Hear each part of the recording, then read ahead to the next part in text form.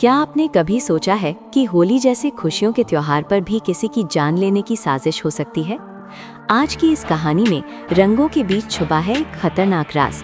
लेकिन उससे पहले अगर आपको ऐसी सस्पेंस और ड्रामा से भरी कहानियां पसंद है तो अभी चैनल को सब्सक्राइब करें, वीडियो को लाइक करें और कमेंट में लिखें हैप्पी होली। और इस कहानी को अंत तक जरूर देखिए, क्योंकि आखिर में जो होगा वो आप सोच भी नहीं सकते। होली का दिन था। हर तरफ रंग ही रंग बिखरे हुए थे। गलियों में बच्चे और बड़े सब एक दूसरे पर रंग उड़ा रहे थे। ढोल की आवाज, हंसी मजाक और खुशियों का माहौल चारों तरफ फैला हुआ था। इसी भीड़ में अनु और आर्य भी होली का त्योहार मना रहे थे। दोनों ने सफेद कपड़े पहने हुए थे ताकि रंग और भी खूबसूरत दिखें। आर्य हंसते हुए अनु से कहता है कि आज तो तुम पूरी रंगों की रानी लग रही हो।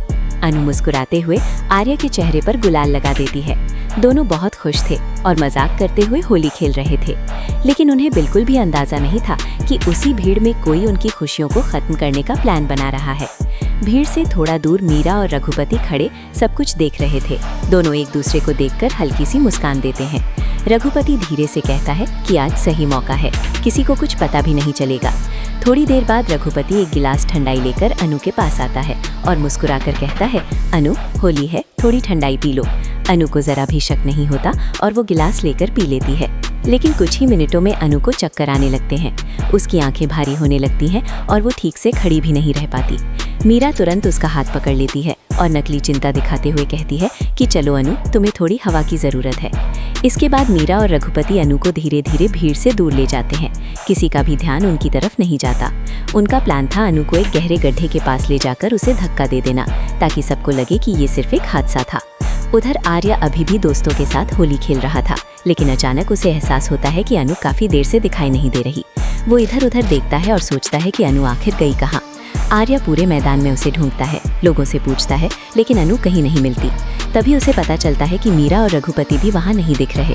अब आर्य को शक हो जाता है कि जरूर कुछ गड़बड़ है। वो तुरंत उन्हें ढूंढने निकल पड़ता है। उधर मीरा और रघुपति अनु को गहरे गड्ढे के किनारे ले आए थे। अनु लगभग बेहोश हो चुकी थी। रघुपति ठंडी आवाज में कहता है, बस एक धक्का और सब खत्म। जैसे ही वे अनु को धक्का देने वाले होते हैं, तभी पीछे से एक तेज आवाज गूंजती है, रुक जाओ। ये आवाज आर्य की थी। आर्य तेजी से दौड़कर आता है और ठीक समय पर अनु को पकड़कर पीछे खींच लेता है। अनु गड्ढे में गिरते गिरते बच जाती है।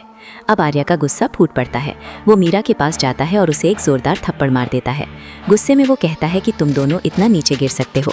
रघुपति वहां से भागने की कोशिश करता है, लेकिन आर्य उसे पकड़ लेता है और तुरंत पुलिस को फोन कर देता है। कुछ ही देर में पुलिस वहां पहुंच जाती है और आर्य पूरी सच्चाई उन्हें बता देता है। पुलिस रघुपति को गिरफ्तार कर लेती है और मीरा भी अपनी गलती पर शर्मिंदा खड़ी रह जाती है। आर्य अनु को संभालता है और थोड़ी देर बाद अनु को होश आता है। वो आर्य को देखकर धीमी आवाज में कहती है कि अगर तुम समय पर नहीं आते तो पता नहीं मेरे साथ क्या हो जाता। आर्य हल्का सा मुस्कुराता है और कहता है कि सच्ची दोस्ती वही होती है जो मुश्किल समय में साथ खड़ी रहे।